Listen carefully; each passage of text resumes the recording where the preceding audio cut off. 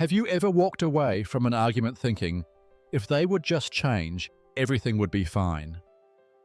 Perhaps you go over every word they said, or replay every mistake they made, but you never quite look in the mirror yourself. That's the blame game, and it's more common than you think. But here's what most people don't realize. The blame game isn't just unfair, it's a trap.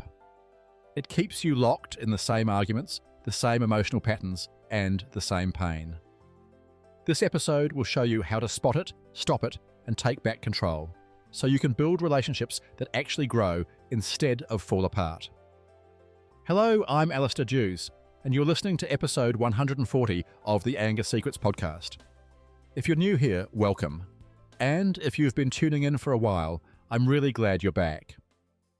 For over 30 years, I've helped more than 15,000 people control their anger, master their emotions, and build relationships that actually feel good again. If you want help right now to control your anger, including a free training on how to control your anger in just 7 days, head over to my website, angersecrets.com. There's a link there to access that free training, or if you'd like to chat personally with me about your situation, you can also book a free 30-minute anger assessment call with me. I look forward to talking with you. With that said, let's dive into today's episode, How to Stop the Blame Game. Let's start by being honest for a second. Have you ever had an argument, maybe with your partner, and walked away thinking, this is all their fault? Maybe you even said something like this out loud. You always do this. You never listen. Or, this is just like last time. That right there is the blame game. And it's one of the most common and destructive habits in relationships. So, what is the blame game, really? The blame game is what happens when something goes wrong. And instead of taking a breath and reflecting on your part, your brain immediately goes into attack mode. Playing the blame game doesn't always sound harsh. Sometimes it's subtle. A little jab, a quiet judgment, a tone shift. But whether it's a sharp accusation or a passive-aggressive comment, the message is the same. This problem, it's you, not me. But here's the thing. Blaming feels good in the moment. It gives you a sense of control. It protects your pride. It puts the spotlight anywhere but on you. But there's a hidden cost. Blame might give you a short-term, feel-good factor, but long-term, it chips away at trust, at safety, at connection.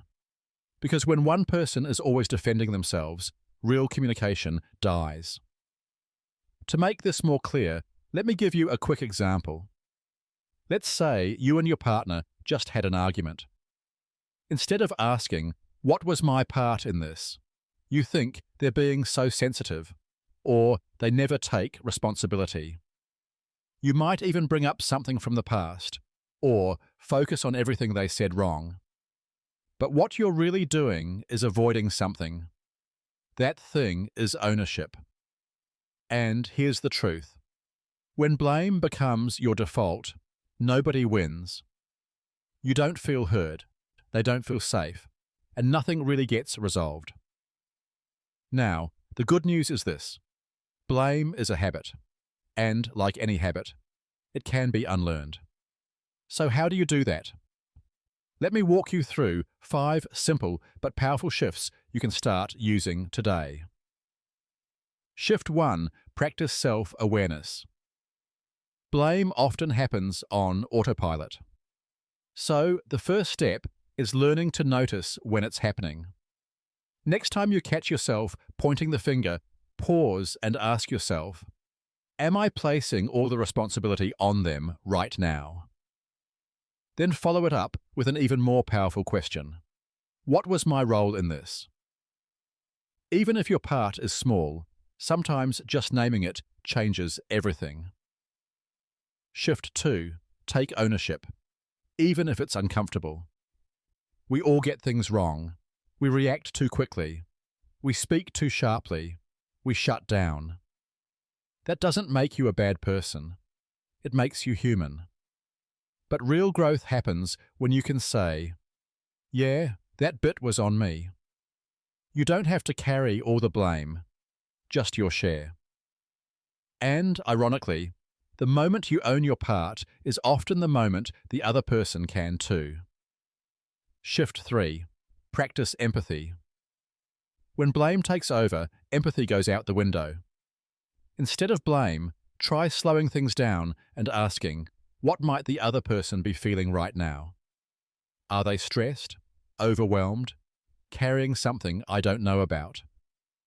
You don't have to excuse their behavior, but understanding it softens your reaction and opens the door to connection.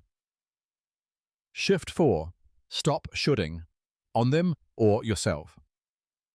This shift is a sneaky one. Blame often hides behind statements like, "They should know better." "They shouldn't talk to me like that," or "I should be stronger." These should statements trap you in frustration. Instead, reframe the situation and ask, what can I do differently next time? What do I need right now? This shift moves you from stuck to empowered. Shift 5. Communicate without blame. One of the fastest ways to break out of the blame game is to change how you talk. That means dropping the "you always" statements and starting with "I feel."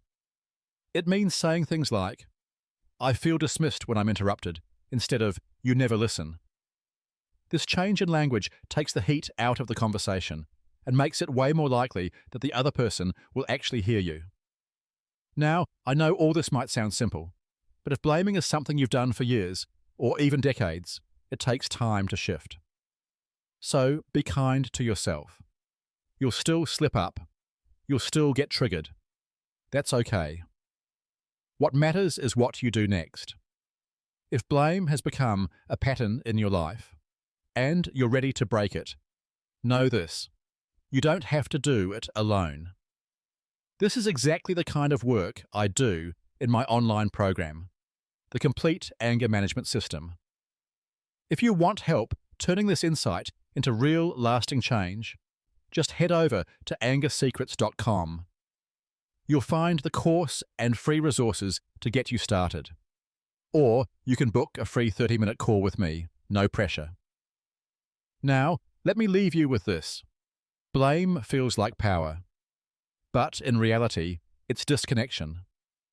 The moment you stop blaming is the moment you start healing.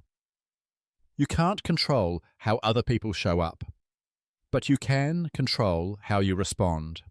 And that's where your real strength lives. Okay, that's it for today's episode.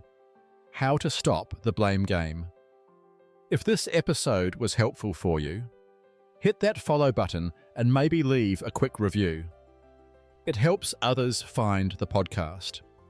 And it might be the exact nudge someone else needs right now. And remember, if you want a free training on how to control your anger in 7 days, or a chance to chat one-on-one with me, just head over to angersecrets.com. There's a free 30-minute call you can book. No pressure. And if you're ready to get serious about changing how you show up in your relationship, take a look at the Complete Anger Management System at angersecrets.com/course. I'd love to help you control your anger once and for all. And finally, remember, you can't control what other people say or do, but you can control yourself, your tone, your choices, and how you respond to others. And that's where your real power lives. Take care, and I'll talk to you soon. The Anger Secrets podcast is for general informational purposes only, and does not constitute the practice of counseling, psychotherapy, or any other professional health service.